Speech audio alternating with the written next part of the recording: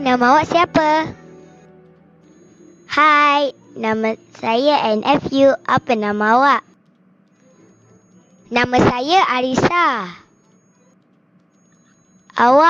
Awak ingat tak hari Jumaat ni kita cuti sekolah? Yeay, bestnya! Tapi kenapa kita cuti hari Jumaat ni? Sebab hari Sabtu ada pilihan raya. So, hari Jumaat cikgu nak kemas kelas. Oh, pilihan raya. Pilihan raya tu apa? Saya tak nak pilih raya. Saya nak raya macam biasa.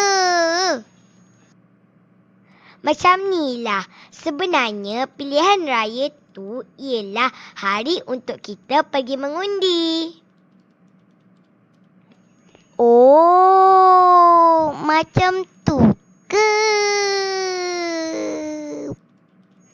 Siapa yang nak kena pergi mengundi? Rakyat Malaysia yang berumur 21 tahun ke atas. Oh, kita belum 21 tahun lagi.